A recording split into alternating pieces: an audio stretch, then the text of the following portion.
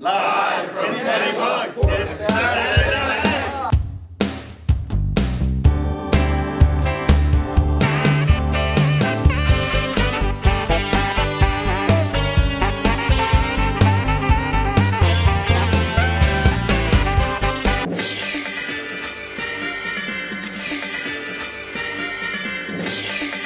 And in our top story tonight, it was reported that Groupon, Facebook, and Twitter joined forces to buy the debt of the US, Italy, and Greece, and now control the treasuries of all three countries. It was also reported that the Winklevoss twins filed a lawsuit today stating that it was their idea to buy the foreign debt, and now are suing all three companies yet again. Meanwhile, esteemed HBS professor Tom Eisenman is reported to be working on a new case for the Harvard Business School on the Winklevoss' new company, FaceCrook. The website shows people how to sue their way to fame and wealth. He also indicated that he's working on a follow-up to his 2001 critically acclaimed book, Internet Business Models, Techs and Cases. Rumored working titles for the new book include Internet Business Models, Why Twitter Doesn't Have One, and Pornography, the Only Way to Make Money Online. So Matt, did you hear what's going on in the Boston real estate What's going on, market? Kate? Tim Rowe, celebrity Tim Rowe, has now not only bought all of MIT's buildings, but has also gotten a contract to take over all the students as soon as they graduate from the school. City Cambridge is pretty happy about this and has decided to rename Kendall Square Skid Row.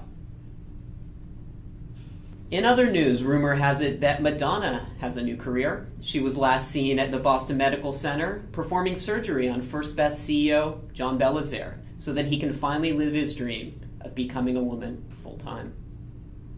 And in other political news today, there's new competition brewing in the Democratic presidential race. Announcing alongside his good friend Deval Patrick, Flybridge's own Jeff Busgang has announced that he's going to look to unseat Barack Obama in 2012.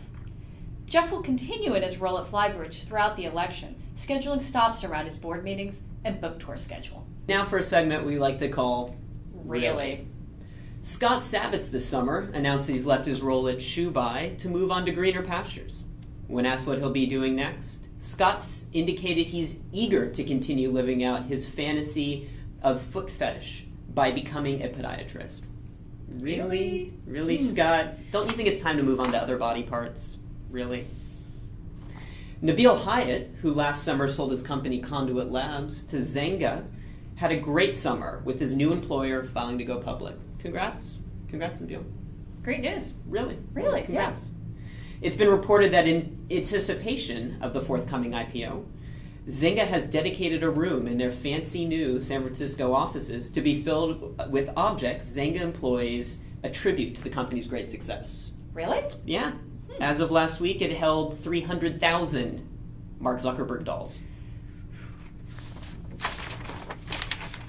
Meanwhile, Kathy Burns was seen walking along the beach in front of the big house wearing nothing but white go-go boots. Really? Really.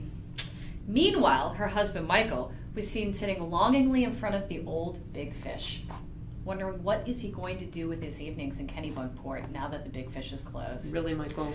Yeah, kind of sad. Really? Come on, Michael, you're the mayor of the town. Why didn't you just buy the Big Fish to go with the big house? And that is the news. We are out of here.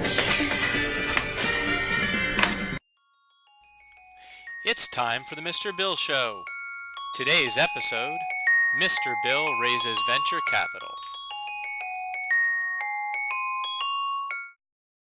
Oh, hello, boys and girls. I've started a new social network for clay figures called Claybook, and today we're going to raise money from a venture capitalist. Mr. Bill, your co-founder is coming to help you. Here comes Mr. Bill's dog. Oh, Spot, it's so good to see you. Mr. Bill, our first stop is Case Equity, the well-known West Coast VC firm. Oh no, who's that coming? Oh, don't worry, Mr. Bill. It's only Mr. Sluggo, the partner from Case Equity. Oh no, this looks like it's gonna hurt a lot. No, Mr. Bill. Mr. Sluggo is very interested in investing in your startup, and he wants to do a LinkedIn reference check on Spot. Sorry, Mr. Bill. Mr. Sluggo's passing. Spot's references were flat. back in Boston to pitch Blue Blood Partners, Mr. Bill. Say hello to Sluggo Remington IV. The good news is he really wants to invest in Claybook. The bad news is he's going to need 75% of your company in order to sign this term sheet. Oh no! On to New York, Mr. Bill. Slick Sluggo from Bubble Capital is very excited to meet you, Mr. Bill, but he tells me you're going to have to wait just a few minutes as he wraps up his 17th seed investment of the week. Please be patient, Mr. Bill. Oh, I'll be patient. Oh no!